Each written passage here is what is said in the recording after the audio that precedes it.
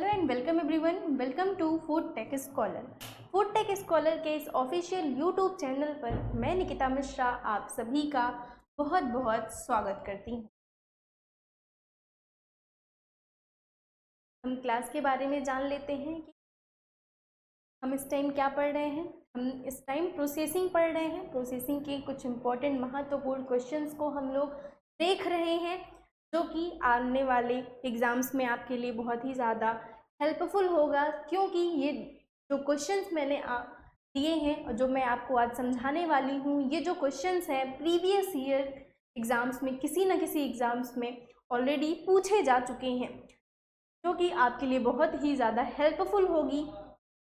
तो इस क्लास को सभी लोग देखिएगा और बताइएगा कि आपको ये क्लासेस कैसी लगी।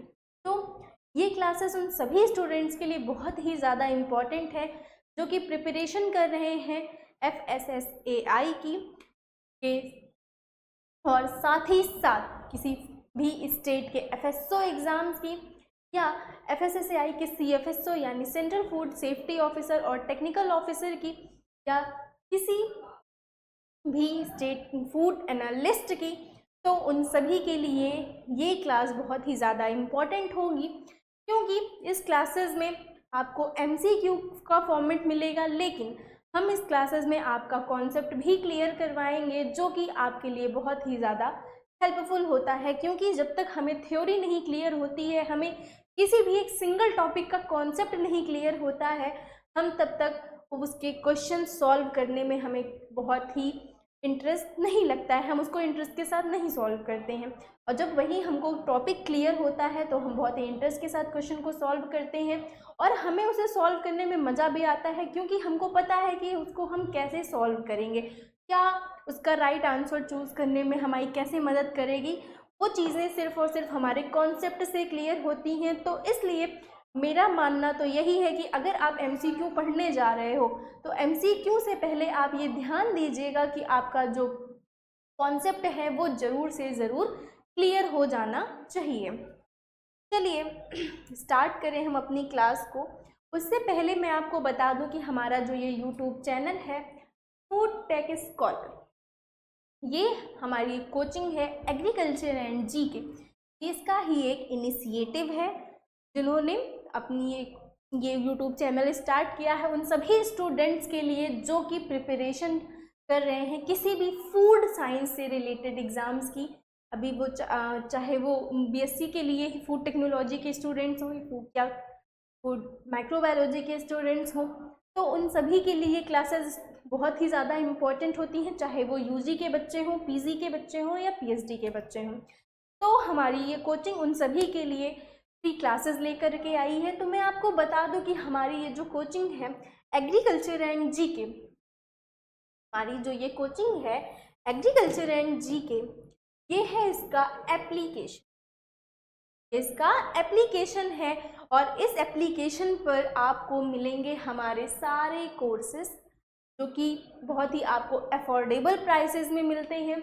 और साथ ही साथ एप्लीकेशन पर आपको बहुत सारे टेस्ट सीरीज़ भी प्रोवाइड कराए जाते हैं। जो भी वैकेंसीज आती हैं उनके test series according to the following question pattern आपको यहाँ पर प्रोवाइड कराए जाते हैं, जो कि हमारे एक्सपर्ट्स रेडी करते हैं। और आपको हमारे एप्लीकेशन पर ही स्टडी मटेरियल्स भी दिया जाता है। और इसके अलावा मैं आपको बता दूं कि कई सारे फ्री कोर्सेज भी आपको हमारे एप्लीकेशन से प्रोवाइड कराए जाते हैं। और साथ ही साथ डेली हमारे एप्लीकेशन पर क्विजेस प्रोवाइड कराए जाते हैं, जो कि बिल्कुल फ्री होता है।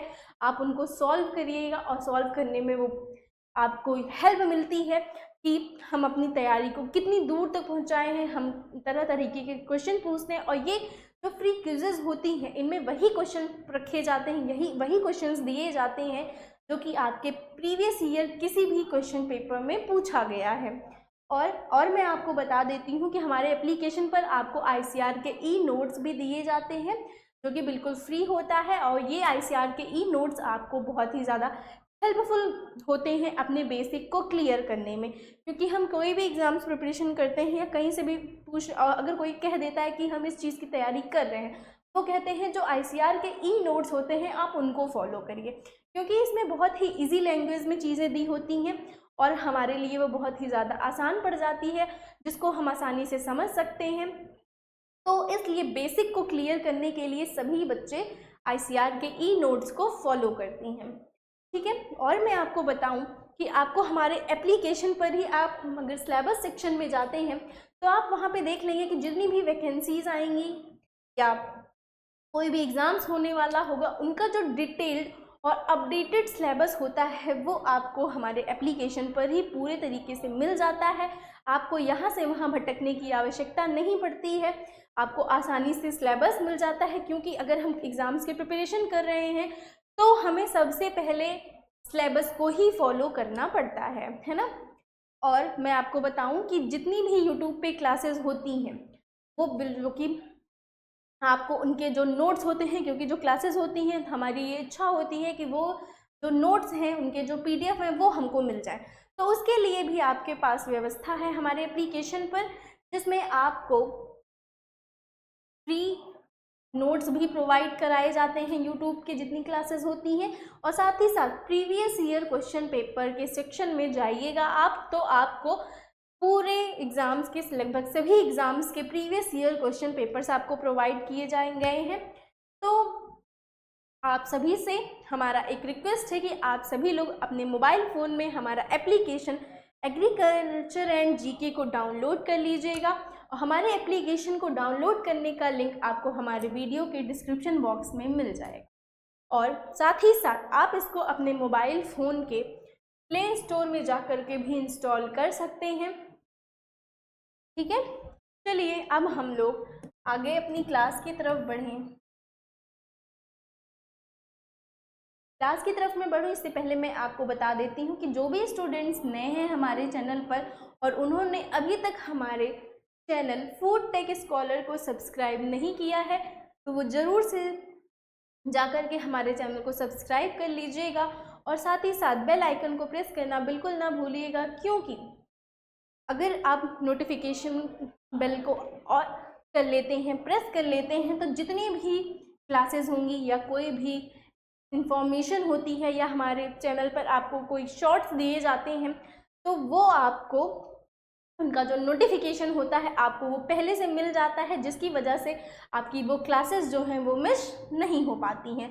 तो इसलिए आप बेल आइकन को प्रेस करना तो बिल्कुल भी नहीं भूलिएगा।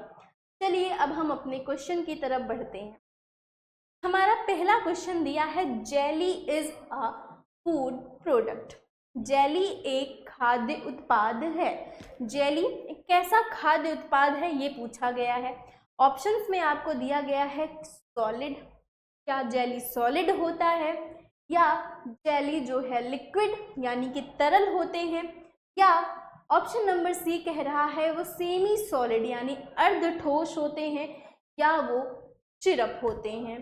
तो जेली तो आई थिंक सभी को पसंद होगी, जेली की टॉफ़ी हम खाते हैं, कैंडी खाते हैं, है ना, जो चीज़ें हम सभी को बहुत ही ज़्यादा पसंद आती हैं क्योंकि इनका टेस्ट बहुत अच्छा होता है। तो मैं आपको बता देती हूँ कि जेली जो है स्वाद में कैसा होता है, वो मीठा होता है ना। और देखा जाए तो अगर पूछा जाए कि जेली होता क्या है तो जेली को हम समझ लेते हैं कि जेली क्या होता है। तो जेली के बारे में मैं आपको बता दूं कि ये सेमी ट्रांसपेरेंट सॉलिड होता है और सेमी सॉलिड कह सकते हो आप। जेली जो है सेमी ट्रांसपेरेंट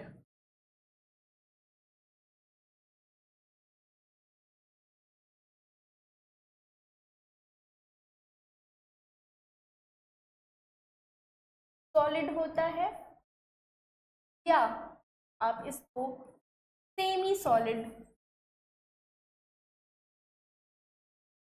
है, ठीक है।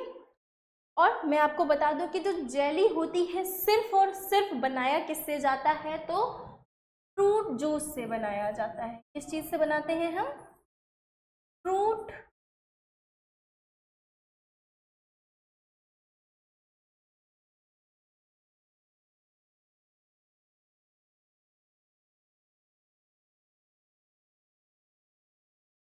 से बनाया। जेली को किससे बनाते हैं? फ्रूट जूस से। और इसमें हम मिक्स क्या करते हैं फ्रूट जूस में? हम फ्रूट जूस के साथ शुगर को मिला करके हम जेली को का फॉर्मेशन करते हैं। ठीक है, जेली अगर हमें बनाना होता है तो हम सबसे पहले क्या करते हैं, फ्रूट्स लेते हैं, उनका जूस एक्सट्रैक्ट करते हैं, यानी कि जूस निकालते हैं। देन जूस में शुगर के साथ मिला करके उनको गर्म करके हम जेली का फॉर्मेशन कराते हैं, और फिर जब ये बन जाता है तो उनको ठंडा करके जमा दिया जाता है। ठीक है, फ्रूट जूस को जो कि हमने शुगर के साथ मिला करके उबाला है, बनाया है, और फिर जब वो ठंडा हो जाता है तो उनको रख देते हैं ताकि वो क्या हो जाए, जम जाए। ठीक है, और मैं आपको बता दूं कि जो फ्रूट जूस होता है, फ्रूट जेली बनाने के लिए फ्रूट जूस के अलावा हम उसमें पेक्टिन, शुगर और एसिड का भी यूज़ करते हैं। सिर्फ इसके अलावा हम पेक्टिन का, जेली जब हम बनाने जा रहे हैं तो उनमें हम पेक्टिन, एसिड और शुगर को ऐड करके ही हम जेली का निर्माण करते हैं। ठीक है, जेली के प्रिपरेशन करने के लिए हम फ्रूट जूस, शुगर और इसके अलावा पेक्टिन का, एसिड का यूज़ करते हैं। ठीक है, मैं आपको बता देती हूँ। फिर इन सभी को एक साथ फ्रूट जूस में मिला करके हम जेली को बनाते हैं।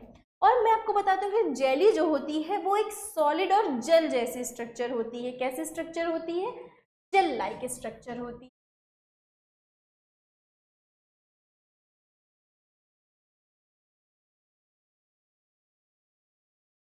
ठीक है, तो जेली का जो स्ट्रक्चर होता है वो कैसा होता है, जेल लाइक स्ट्रक्चर होता है, जो कि क्या करता है, जेली को फैलने से, फ्लो होने से रोकता है, यानी वो फैलती नहीं है, और इसको आसानी से हम क्या करते हैं, काट सकते हैं और उनको फैला सकते हैं। ठीक है, तो जेली मुख्य रूप से किससे बनाई जाती है, फ्रूट्स से, यानी कि फलों का जो जूस होता है उसका यूज़ करके हम जेली को बनाते हैं। और जब हम जेली बना रहे होते हैं तो हम मुख्यतः यूज़ करते हैं फ्रूट जूस का। तो जब हम फ्रूट जूस बनाते हैं तो उनका जो फ्रूट का जो पल्प होता है या उनके जो सीड होते हैं उनको हम निकाल देते हैं, उनका बिल्कुल भी हम यूज़ नहीं करते हैं। और मैं आपको बता दूँ कि जो ये शुगर होता है वो जेली का एक इम्पॉर्टेंट कंपोनेंट माना जाता है। ठीक है, किसका, जेली का सबसे इम्पॉर्टेंट कंपोनेंट अगर पूछा जाए तो वो शुगर होता है, जो कि सिर्फ टेस्ट ही नहीं देता है, जो कि जेली को सिर्फ टेस्ट नहीं देता है बल्कि जेली को सेट होने के लिए भी एक महत्वपूर्ण योगदान देता है, महत्वपूर्ण रूप से ये मदद करता है। कौन, शुगर, किसको बनाने में, जेली को बनाने में। ठीक है, तो अभी आपको समझ में आ गया हो कि जेली कैसा खाद्य पदार्थ होता है। तो कैसा खाद्य उत्पाद होता है, क्या वो सॉलिड होता है, मतलब कि वो ठोस होते हैं, उनके जो अणु होते हैं वो बहुत ही पास पास में होते हैं, या वो लिक्विड होता है, या वो उनके जो अणु होते हैं वो बहुत ही दूर दूर होते हैं, उनका कोई निश्चित शेप नहीं होता है, या फिर वो सेमी सॉलिड होते हैं, यानी कि वो पूर्ण रूप से ठोस नहीं है, वो थोड़े से ठोस होते हैं, या वो सिरप होते हैं। तो आपको हमें बताना है। आई थिंक आपको ये क्लियर हो गया होगा क्योंकि मैंने आपको स्टार्टिंग में ही बता दिया कि जो जेली होता है वो सेमी ट्रांसपेरेंट सॉलिड होता है, या इसे सेमी सॉलिड कहते हैं। ये सेमी सॉलिड फूड प्रोडक्ट होता है। तो इसलिए इस क्वेश्चन का राइट आंसर क्या हो जाएगा, ऑप्शन नंबर सी, यानी कि semi solid. Jelly is a semi solid food product. Jelly कैसा फूड प्रोडक्ट है, सेमी सॉलिड फूड प्रोडक्ट होता है। चलिए अब हम अपने अगले क्वेश्चन की तरफ बढ़े। देखिए हमारा अगला क्वेश्चन क्या है। क्वेश्चन कह रहा है the end point of cooking of jam और jelly is tested by. Jam और जेली जब हम बना रहे होते हैं तो उनका जो एंडिंग पॉइंट होता है, जब वो बन करके तैयार हो गया है तो उसका एंडिंग पॉइंट क्या है उसके बारे में हमें बताना है। हिंदी में क्वेश्चन कह रहा है जैम जेली के पकने के अंतिम बिंदु का परीक्षण किसके द्वारा किया जाता है। तो जैम और जेली हम जब बना रहे हैं उनका जो एंडिंग पॉइंट होता है उस समय हम कौन सा टेस्ट करके पता करते हैं कि जो हमारा जैम या जेली हम बना रहे हैं वो बिल्कुल ही बन करके तैयार हो गया है, ये आपको हमें बताना है। चलिए पहला ऑप्शन दिया है अल्कोहल टेस्ट, क्या वो अल्कोहल टेस्ट से हम पता करते हैं कि हमारा जो जैम और जेली है वो बिल्कुल बन के तैयार है? और सेकेंड ऑप्शन दिया है टेम्परेचर टेस्ट, या तापमान परीक्षण की मदद से हम पता करते हैं, या थर्ड ऑप्शन आपको दिया है फ्लेक टेस्ट या परत परीक्षण, या option number D both B and C, यानी बी और सी दोनों क्या ऐसा होता है, ये आपको हमें बताना है। तो चलिए हम सबसे पहले समझ लेते हैं अल्कोहल टेस्ट होता क्या है। तो अल्कोहल टेस्ट क्या है, जब फ्रूट जूस होता है, जैसे फ्रूट जूस के बारे में सभी को पता है, तो फ्रूट जूस में ये पेक्टिन के कंटेंट को एसेस करने का काम करता है। अल्कोहल टेस्ट का हम कहाँ यूज़ करते हैं? फ्रूट जूस में पेक्टिन के कंटेंट का आकलन करने के लिए हम अल्कोहल टेस्ट का यूज़ करते हैं, जो कि हमारी मदद करता है फ्रूट जूस में डिज़ायर्ड जेल कंसिस्टेंसी में कितनी शुगर मिलानी होगी। ठीक है, कि इसका इंडिकेशन अल्कोहल टेस्ट का क्या होता है कि फ्रूट जूस में हमें कितनी जेल कंसिस्टेंसी चाहिए, उसके अकॉर्डिंग हमें इसमें कितनी चीनी मिलाने की आवश्यकता है, इसके बारे में ये हमें बताता है। तो इसका मतलब ये है कि ये जैम और जेली कि जो कुकिंग का एंडिंग पॉइंट हो, इसके बारे में बिल्कुल भी नहीं बताता है। तो इस तरीके से अल्कोहल टेस्ट, इस क्वेश्चन का राइट आंसर तो बिल्कुल भी नहीं होने वाला है। लेकिन मैं अगर आपको बता दूं कि अल्कोहल टेस्ट हम करते कैसे हैं, यानी कि इनका प्रोसीजर कैसा होता है, थोड़ा इसको हम समझ लेते हैं। तो हम करते क्या हैं, एक कंटेनर लेते हैं, यानी कि अलग से बर्तन लेते हैं, और उसमें एक छोटा चम्मच मतलब 1 चम्मच फ्रूट जूस का डालते हैं, और फिर हम इसमें एक बड़ा चम्मच रबिंग अल्कोहल को मिलाते हैं। किसको मिलाते हैं? पहले तो एक कंटेनर लेते हैं और उस कंटेनर में 1 चम्मच फ्रूट जूस को डालते हैं, और देन फिर उसी फ्रूट जूस में हम एक बड़े चम्मच में रबिंग अल्कोहल का यूज़ करते हैं, जो कि फिर उसको डालने के बाद हम उसको थोड़ी मात्रा में उसको मिला करके उस मिक्सचर को घुमाते रहते हैं, और थोड़ी देर यानी कुछ मिनटों तक उनको वैसे ही रहने देते हैं। और हम ये ऑब्जर्व करते हैं कि उनमें क्लॉट का फॉर्मेशन कैसे हो रहा है। तो क्लॉट के फॉर्मेशन को चेक करते हैं। तो ये अल्कोहल टेस्ट का क्या होता है? प्रोसीजर होता है। ठीक है, किसका प्रोसीजर होता है? अल्कोहल टेस्ट का ये प्रोसीजर होता है। ठीक है, और क्या दिया हुआ है? नेक्स्ट ऑप्शन दिया हुआ है टेम्परेचर टेस्ट। ठीक है, लेकिन मैं एक चीज़ और बता दूं अल्कोहल टेस्ट के बारे में कि अल्कोहल टेस्ट हमें मदद किस में करता है कि जेली में उचित कंसिस्टेंसी के लिए, जेली जो हम बना रहे हैं, जैम या जेली जो हम बनाने जा रहे हैं, उनमें उचित कंसिस्टेंसी कितनी रखनी है, उसके चेकिंग के लिए, उसके टेस्ट के लिए हम अल्कोहल टेस्ट का यूज़ करते हैं, कि जो कि हमारी ये मदद करता है कि हमें वो जेली को बनाने के लिए कितने शुगर कंटेंट को मिलाना है, कितनी चीनी की मात्रा को हमें उसमें मिलाना है, इसके बारे में जानने के लिए हम अल्कोहल टेस्ट करते हैं। किसके लिए? शुगर कंटेंट, शुगर कितनी मिलानी, शुगर कितना मिलाना है ना, शुगर मिलाने के लिए। ठीक है, फॉर डिजायर्ड कंसिस्टेंसी। ठीक है, तो आप लिख लीजिए यूज शुगर या फिर मिक्स शुगर। ठीक है, mixing sugar for desired consistency in gel. ठीक है, तो शुगर को मिलाने में कितनी मात्रा मिलानी है, इनको इसके लिए हम अल्कोहल टेस्ट करते हैं। ये इसमें हमारी मदद करता है, ताकि हम जेल की जो भी कंसिस्टेंसी चाहिए हमको, वो हम पता कर सकें। ठीक है, और पेक्टिन की, और हमें इससे ये भी पता चलता है अल्कोहल टेस्ट से कि हमें पेक्टिन की आवश्यकता है कि नहीं, या फिर इसमें अतिरिक्त पेक्टिन मिलाना है या नहीं मिलाना है, उसके लिए हम अल्कोहल टेस्ट का यूज़ करते हैं। लेकिन क्वेश्चन हमसे कह रहा है कि हमें जैम और जेलिंग का एंडिंग पॉइंट बताना, कि जब हम जैम और जेलिंग की कुकिंग कर रहे हैं तो उस समय कैसे पता चलेगा कि जैम और जेली रेडी हो गया है। तो ये तो चीनी को मिलाने की मात्रा पूछी गई है, या इसमें कहा गया कि क्या इसमें और पेक्टिन मिलाना है, या हमें और आवश्यकता होगी या नहीं। इसको चेकिंग के लिए हम अल्कोहल टेस्ट यूज़ करते हैं। तो इसलिए तो ऑप्शन नंबर ए यानी कि अल्कोहल टेस्ट इस क्वेश्चन का राइट आंसर नहीं होगा। अब आपके पास बचता है 3 ऑप्शन। सेकेंड ऑप्शन दिया है टेम्परेचर टेस्ट जिसको तापमान परीक्षण, और थर्ड ऑप्शन आपको दिया है फ्लेक टेस्ट यानी परत परीक्षण, और फोर्थ ऑप्शन आपको दिया है बोथ बी एंड सी, कि बी और सी दोनों। तो आपको बताना है। मैं टेम्परेचर टेस्ट के बारे में आपको बता दूं, इसको स्पून टेस्ट और सीड टेस्ट भी कहते हैं। टेम्परेचर टेस्ट ही क्या होता है, स्पून टेस्ट और सीड टेस्ट। वैसे तो देखा जाए जो फ्लेक टेस्ट है वो भी सेम ही है, तो ही हम स्पून टेस्ट और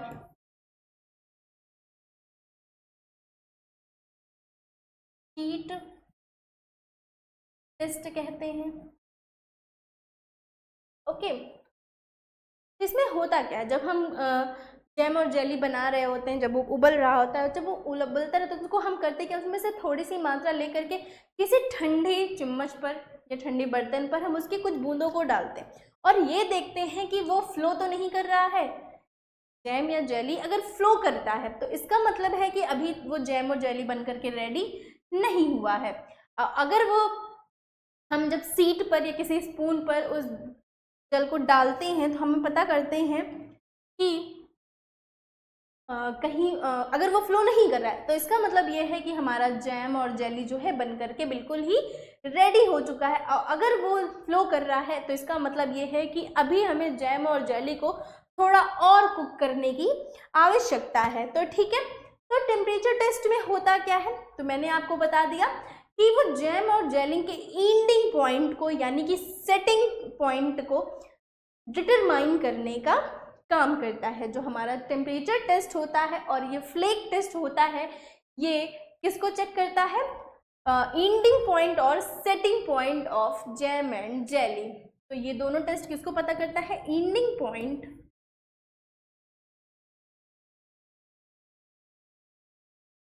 आप इसी को एंडिंग पॉइंट बोलिए या फिर सेटिंग पॉइंट।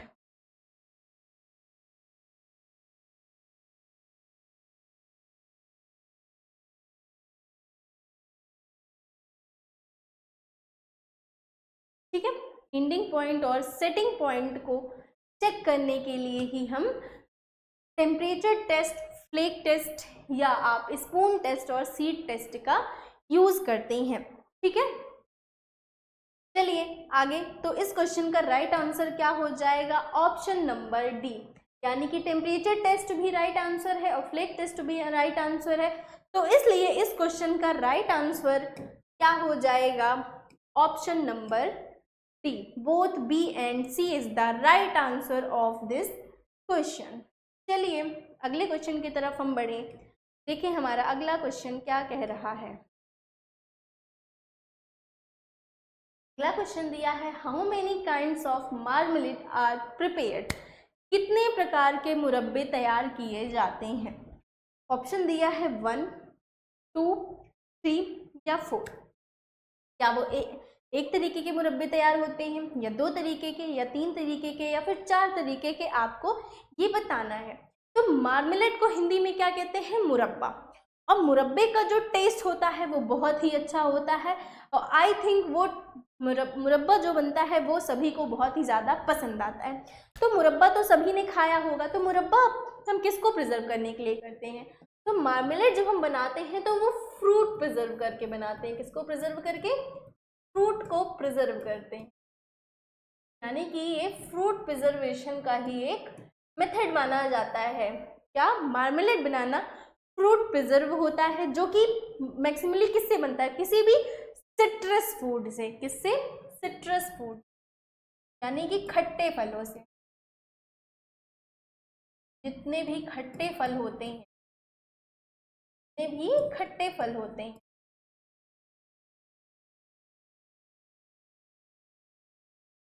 ठीक है, सभी प्रकार के खट्टे फलों का यूज करके हम मार्मलेड बनाते हैं।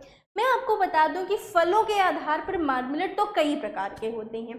जैसे कि हम अनार का बना रहे हैं तो अनार टाइप का, द प्रोमिग्रेनेट टाइप फ्रूट्स के मार्मलेड कहते हैं, यानी कि कई तरीके के फ्रूट होते हैं। जैसे हम आंवला के बारे में तो सबने सुना होगा, आंवले का मुरब्बा सबको ही बहुत ही ज़्यादा पसंद होगा और आई थिंक सभी के घरों में बनता भी होगा।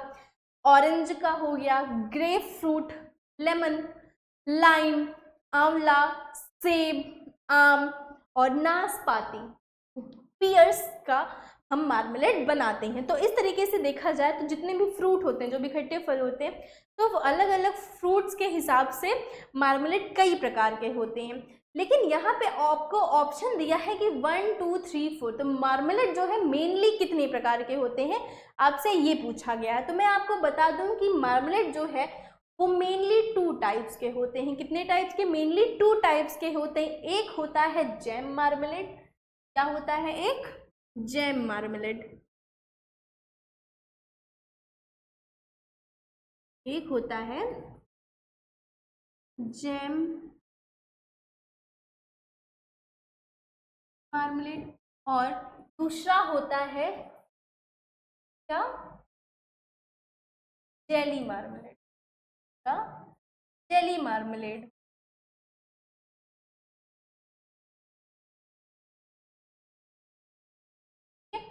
तो जो ये जैम मार्मलेड होता है, ये फलों को पका करके थिक बनाया जाता है। इसमें क्या होता है? फलों को पका करके थिक बना के हम बनाते हैं।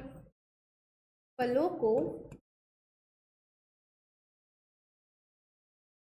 पकाकर थिक बनाया जाता है।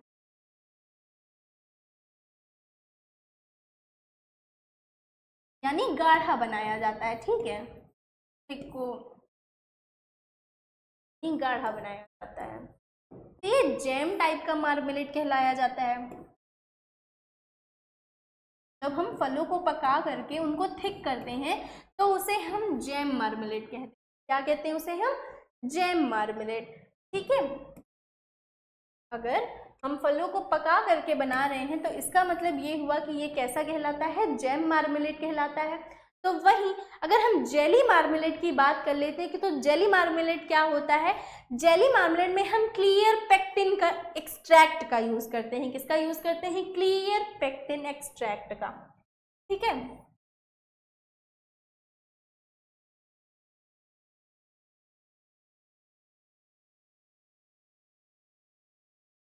एक्सट्रैक्ट का प्रयोग करके हम जेली मार्मलेड बनाते हैं।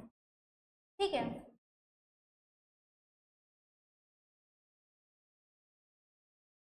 समझ में आ गया। और अगर हम बात करते हैं तो जो ये जेली मार्मलेड होती है, ये जेल लाइक स्ट्रक्चर, ये कैसी होती है? जेल जैसी संरचना होती है।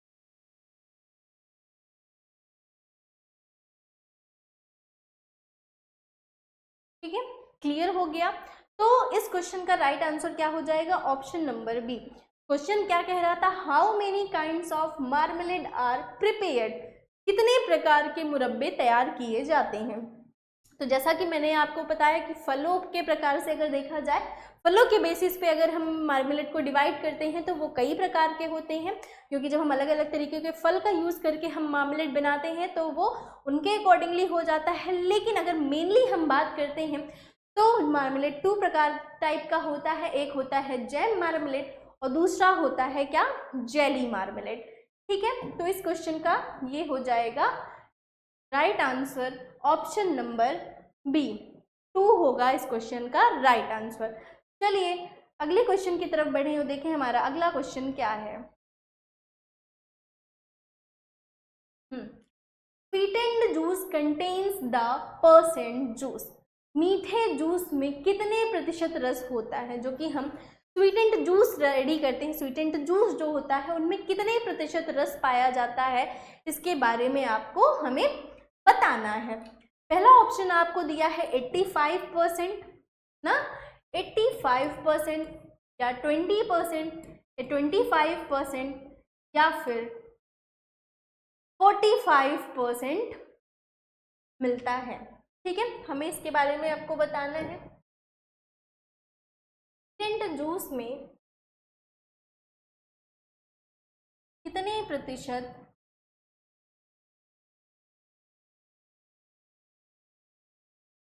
रस पाया जाता है? तो सबसे पहले मैं आपको बताता हूँ, जो स्वीटेंड जूस होता है इनको SSB भी कहते हैं। क्या कहते हैं? SSB।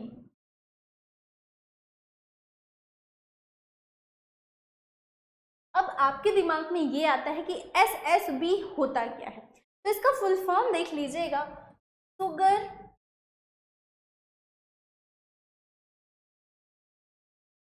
Sweetened beverage.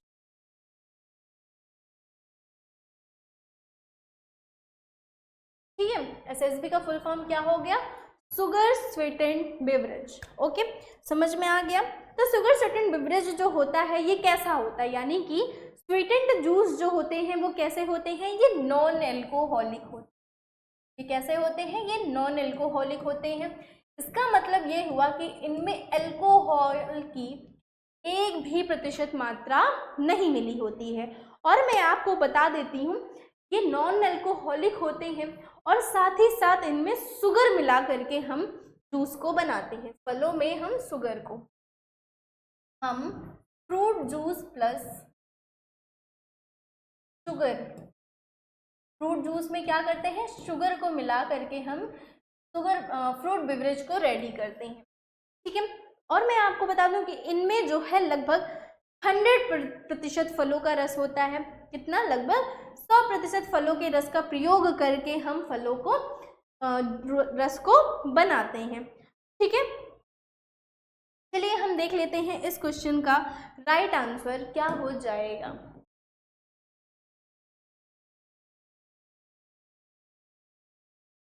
Answer number A 85%। इस क्वेश्चन का राइट आंसर क्या हो जाएगा, 85%। देखिए, जो कि फ्रूट जूस का पैकेट आता है, जो भी कैंड फ्रूट जूस होते हैं, उनमें लिखा तो रहता है 100% फ्रूट जूस है ये, बट मैं आपको बता देती हूँ कि 100% फ्रूट जूस आपको किसी में भी नहीं मिलता है। उनमें कई तरीके के मिक्सचर मिलाए गए रहते हैं, यानी कि उसमें 100% फ्रूट जूस बिल्कुल भी हमें नहीं मिलता है।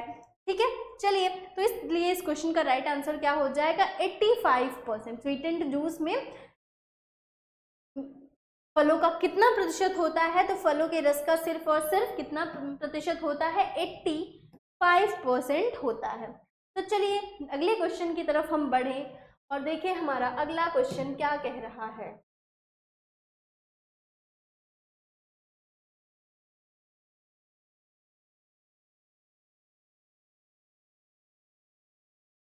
हाँ, अगला क्वेश्चन कह रहा है, what is the purpose of blanching in fruits and vegetable process.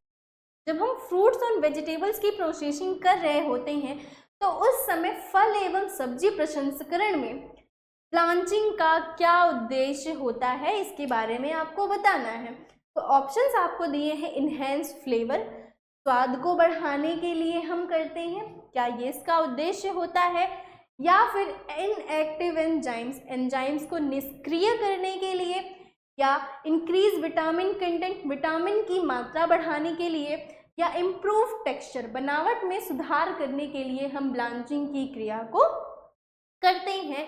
ये हमें बताना है जब हम फूड की और वेजिटेबल्स की प्रोसेसिंग कर रहे होते हैं। तो ब्लांचिंग के बारे में तो आपको मैंने पहले की क्लासेस में बताया होगा, आपने ज़रूर से ज़रूर पहले की क्लासेस हमारी देखी होंगी। अगर आपने नहीं देखा होगा तो ज़रूर से ज़रूर आप उन क्लासेस को देख लीजिएगा, पर फिर भी हम आपको यहाँ पे ब्लांचिंग बता देते हैं कि ब्लांचिंग होता क्या है।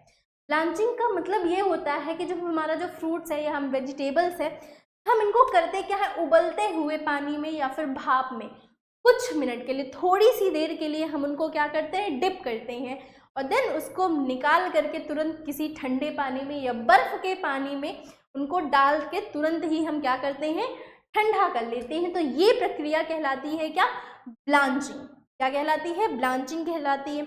और ब्लांचिंग हम करते क्यों हैं, जो भी माइक्रोबियल एक्टिविटी है और या एंजाइम्स की एक्टिविटी होती है, उनको इनएक्टिव करने के लिए, उनको रोकने के लिए, ताकि जो फल या सब्जियां हैं उनकी जो लाइफ टाइम है, यानी उनकी जो सेल्फ लाइफ है, उनको हम बढ़ा सकें और उनको लंबे समय तक हम स्टोर कर सकें।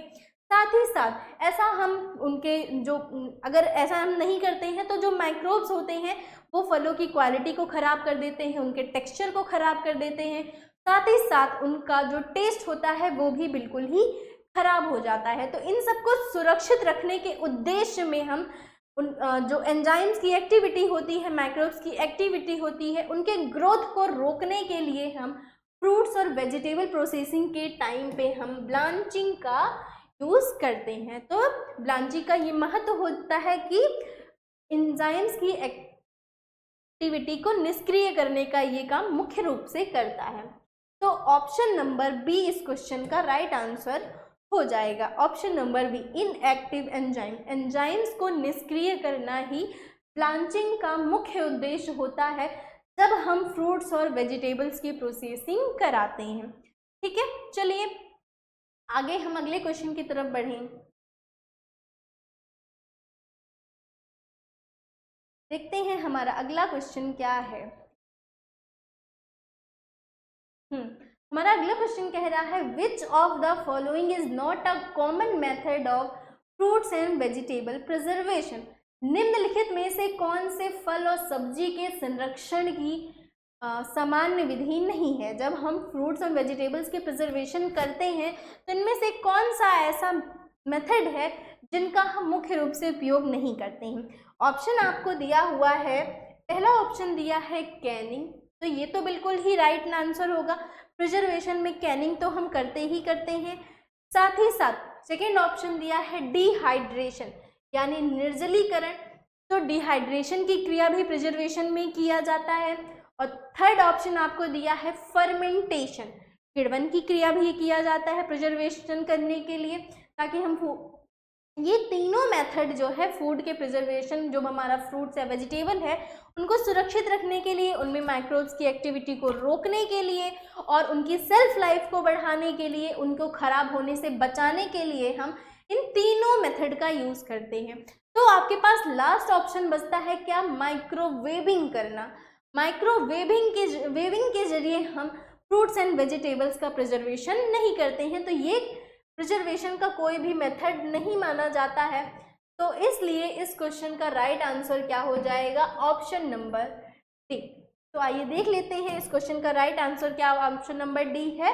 तो हाँ बिल्कुल, इस क्वेश्चन का राइट आंसर क्या हो जाएगा, माइक्रोवेविंग, क्योंकि इसमें क्वेश्चन कह रहा था कि वो ऐसा कौन सा मेथड ये दिया हुआ है जो कि प्रिजर्वेशन का कॉमन मेथड नहीं है। तो कैनिंग तो होती है, डिहाइड्रेशन भी होता है, फर्मेंटेशन भी होता है, बस माइक्रोवेविंग कोई भी मेथड प्रिजर्वेशन का नहीं है। तो इसलिए इस क्वेश्चन का राइट आंसर क्या हो जाएगा, ऑप्शन नंबर डी। चलिए अगले क्वेश्चन की तरफ हम बढ़ें, देखें हमारा अगला क्वेश्चन। इससे पहले हम अगला क्वेश्चन देखते हैं, तो उससे पहले मैं आपको बता देती हूँ कि हमारी जो ये की कोचिंग है एग्रीकल्चर एंड जीके, वो उन सभी स्टूडेंट्स के लिए लेके आई है एक कंप्लीट कोर्स। जो भी बच्चे प्रिपरेशन कर रहे हैं FSSAI के सेंट्रल फूड सेफ्टी ऑफिसर या फिर टेक्निकल ऑफिसर की, तो उनको हमारी जो कोचिंग है वो एक दे रही है कंप्लीट कोर्स, जिसमें आपको मिलेगा कंप्लीट सिलेबस के अकॉर्डिंगली वीडियो लेक्चर्स जो कि आप लाइव देखोगे। साथ ही साथ आप उनको डाउनलोड करके जब भी आप फ्री होते हो, जब भी आपको टाइम होता है, या आप रिपीट करके 1 बार 2 बार 3 बार जितनी बार आप देखना चाहते हो उतनी बार आप उन वीडियो लेक्चर्स को देख सकते हो। और साथ ही साथ जो भी क्लासेस हो रही हैं उन क्लासेस की जो नोट्स हैं वो आपको प्रिंटेबल फॉर्म में मिलती है, यानी आप उसको प्रिंट करवा सकते हो और उनको परमानेंटली अपने पास सेफली रख सकते हो।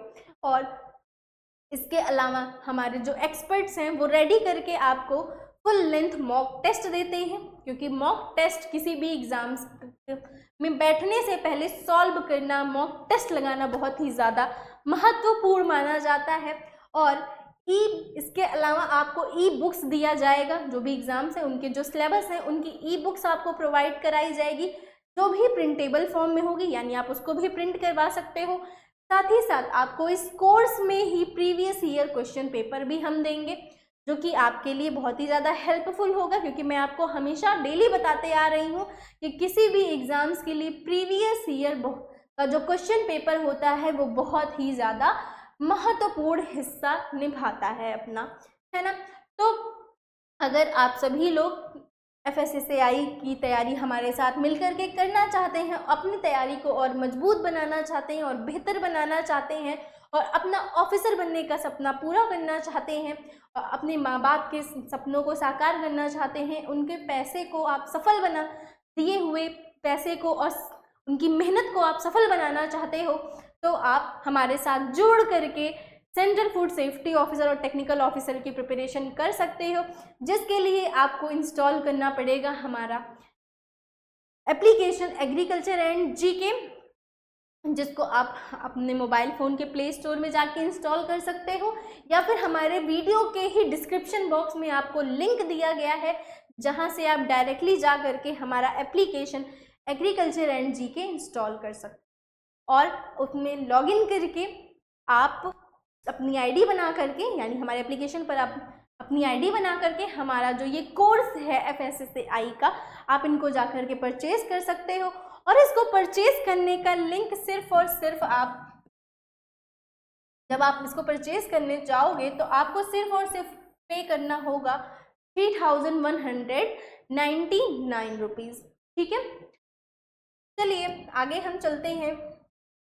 एक बात मैं और आपको बता देती हूँ कि अगर आपको इस कोर्स से रिलेटेड एक्स्ट्रा इन्फॉर्मेशन चाहिए या आपका कोई भी डाउट होता है, तो हमारे वीडियो के ही डिस्क्रिप्शन बॉक्स में आपको हेल्पलाइन नंबर दी गई है, आप उस हेल्पलाइन नंबर पे कॉल कर सकते हो या आप उस पर व्हाट्सएप पे मैसेज करके आप अपने डाउट को क्लियर कर सकते हो। और साथ ही साथ आपको अगर एक्स्ट्रा इन्फॉर्मेशन चाहिए तो वो भी आप वहाँ से ले सकते हो। तो चलिए अब हम अगले क्वेश्चन की तरफ हम बढ़ते हैं और देखते हैं हमारा अगला क्वेश्चन क्या है।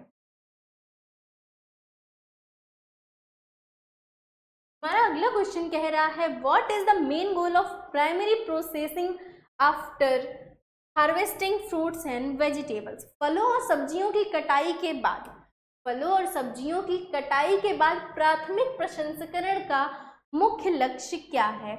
आपको ये बताना है, तो जल्दी से आप सभी लोग बताइएगा।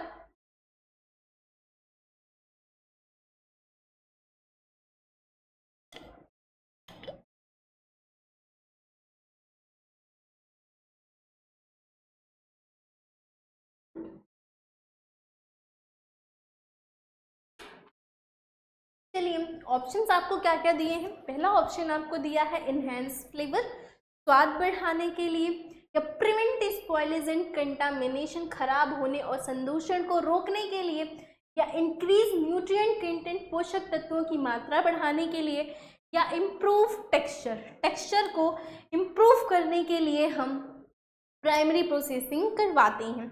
तो आइए देख लेते हैं इस क्वेश्चन का राइट आंसर क्या होगा। Option number B, prevent spoilage and contamination, खराब होने से बचाने और संदूषण को रोकने के लिए। देखिए प्रोसेसिंग के बारे में मैंने आपको पहले ही बता दिया है कि प्रोसेसिंग की क्रिया हम क्यों करते हैं, सिर्फ और सिर्फ हमारा जो प्रोडक्ट है, हमारा जो रॉ मटेरियल है, उनको सुरक्षित रखने के लिए। और प्रोसेसिंग की क्रिया में होता क्या था, ट्रांसफॉर्मेशन करना, रॉ मटेरियल्स को ट्रांसफॉर्म करके किसी यूजफुल फूड प्रोडक्ट में रेडी करना ही प्रोसेसिंग कहलाता है ना।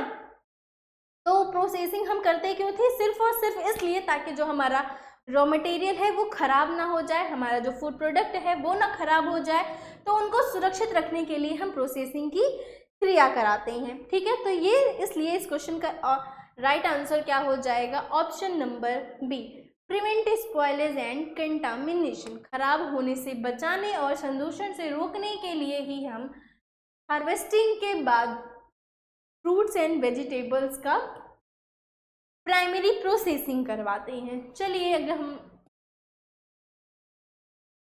अपने अगले क्वेश्चन की तरफ बढ़ें, देखिए हमारा अगला क्वेश्चन क्या है। हमारा अगला क्वेश्चन कह रहा है which of the following is not a common primary operation in fruits and vegetable processing. जब हम फ्रूट्स और वेजिटेबल्स की प्रोसेसिंग करा रहे होते हैं तो इनमें से कौन सा ऐसा ऑपरेशन है जो कि हम यूज़ नहीं करते हैं, जिनका कोई भी फंक्शन फूड प्रोसेसिंग के टाइम पे नहीं होता है। ऑप्शन आपको दिया है वॉशिंग करना यानी कि धुलाई करना, सेकेंड ऑप्शन आपको दिया है शॉर्टिंग यानी छटाई करना, थर्ड ऑप्शन आपको दिया है फ्रीजिंग यानी जमाना, और फोर्थ ऑप्शन आपको दिया है पीलिंग यानी कि छीलना। तो कह क्या रहा है, सब्जियों के प्रसंस्करण के समय में, फलों और सब्जियों के प्रसंस्करण के समय में एक सामान्य प्रारंभिक कार्य नहीं है, इसके बारे में आपको हमें बताना है। तो क्या वो वॉशिंग होगा या फिर शॉर्टिंग या फ्रीजिंग या पीलिंग? तो आइए हम देख लेते हैं इस क्वेश्चन का राइट आंसर क्या हो जाएगा। Option number C. देखिए हम क्वेश्चन हमें कह रहा है कि हमें प्राइमरी ऑपरेशन के बारे में बताना है, यानी जो स्टार्टिंग के टाइम में प्रोसेसिंग में हम क्रिया कराते हैं उनके बारे में हमें बताना है। तो हम वॉशिंग भी करते हैं, शॉर्टिंग भी करते हैं, पीलिंग भी करते हैं, लेकिन सिर्फ और सिर्फ फ्रीजिंग वो क्रिया होती है जो कि हम यूज नहीं करते हैं। तो इसलिए इस क्वेश्चन का राइट आंसर क्या हो जाएगा, freezing.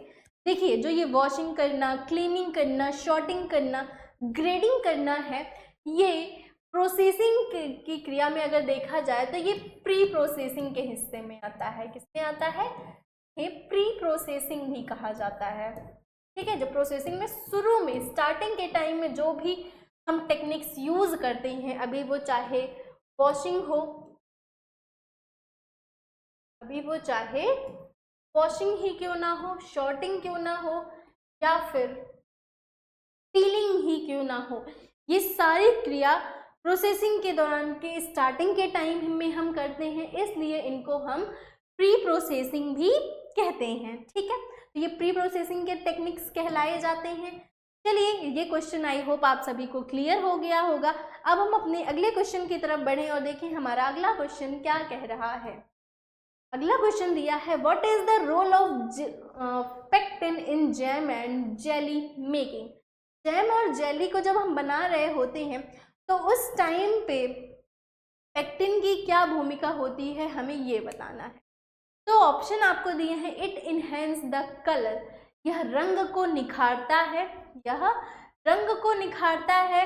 It acts as a preservatives, या एक संरक्षक के रूप में काम करता है, या फिर ये क्वेश्चन कह रहा, थर्ड ऑप्शन आपको दिया है, it contributes to the gelling property, या जेलिंग गुण में योगदान देता है, या इट एड स्वीटन्स, यह मिठास बढ़ाता है।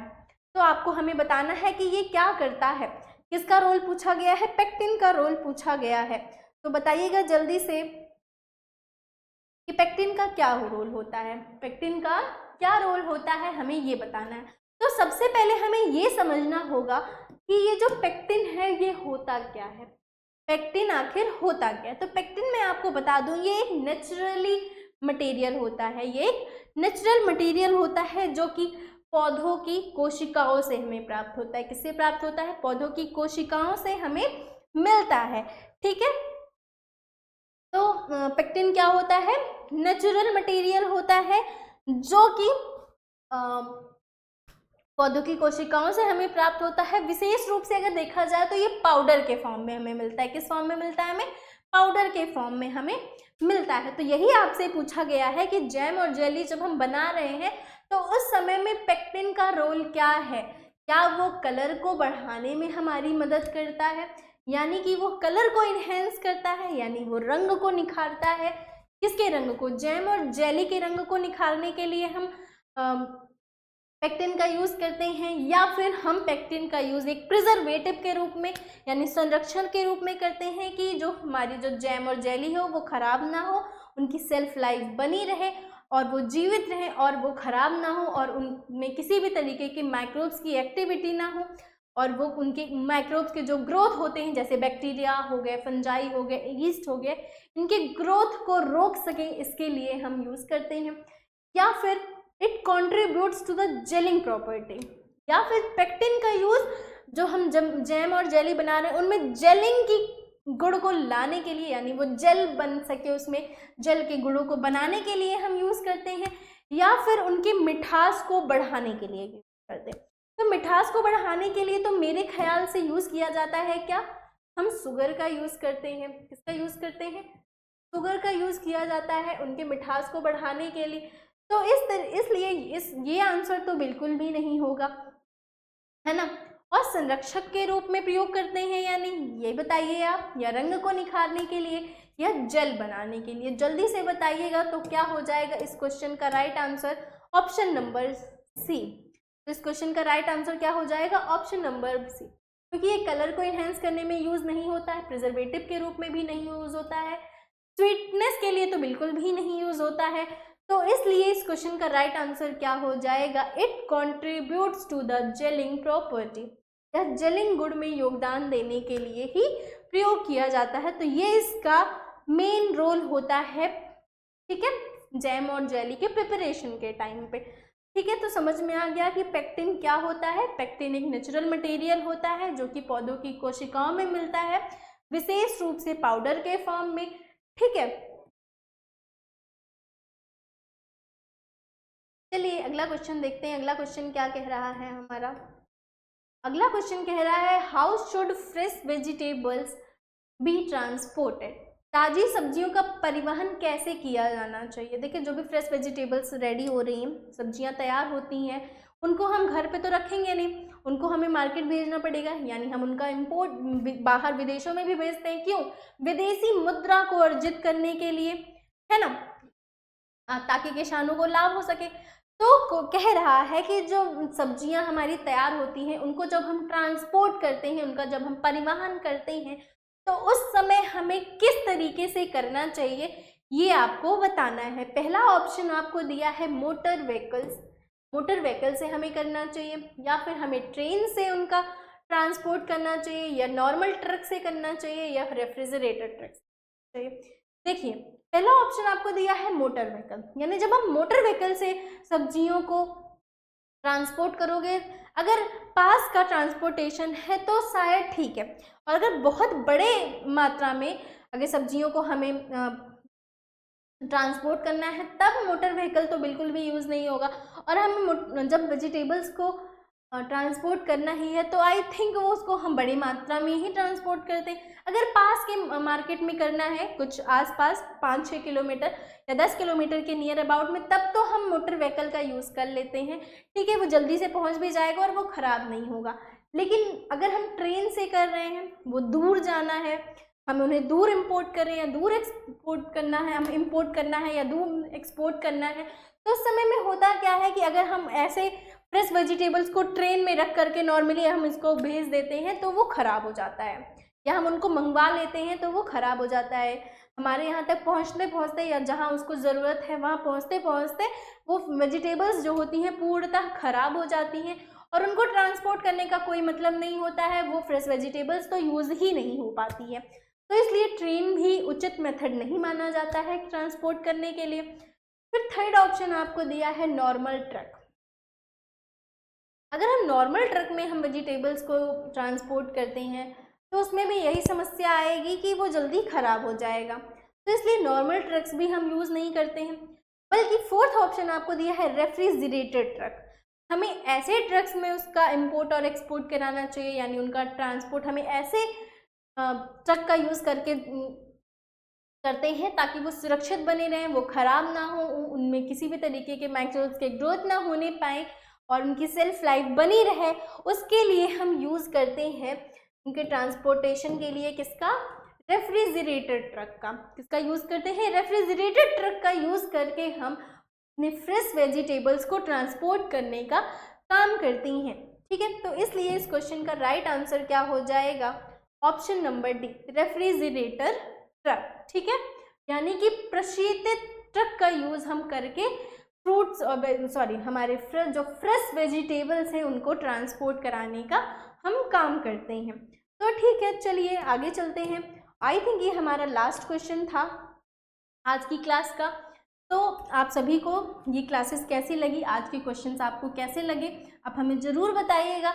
उससे पहले मैं आपको बता देती हूँ कि जो ये है हमारा टेलीग्राम चैनल, हमारे फूड टेक स्कॉलर का ये टेलीग्राम चैनल है, जिसको आप ज़रूर से ज़रूर ज्वाइन कर लीजिएगा, क्योंकि इसमें आपको जो क्लासेस हो रही हैं उनके नोट्स भी दिए जाते हैं, और जितनी भी वैकेंसीज आती हैं या इन्फॉर्मेशन होते हैं वो उन सभी को आप टेलीग्राम में ही आसानी से मिल जाता है आपको। तो इसलिए आप ज़रूर से ज़रूर हमारे टेलीग्राम चैनल को ज्वाइन कर लीजिएगा। और आपको ये क्लास कैसी लगी, अगर आपको ये क्लासेस पसंद आई हो तो वीडियो को ज़रूर से ज़रूर लाइक करिएगा, और कमेंट करके आप हमें बता सकते हो कि आपको ये क्लास कैसी लगी। और साथ ही साथ आप वीडियो को ज़्यादा से ज़्यादा शेयर करें और चैनल को ज़रूर से ज़रूर सब्सक्राइब कर लें। आज के लिए बस इतना ही। धन्यवाद।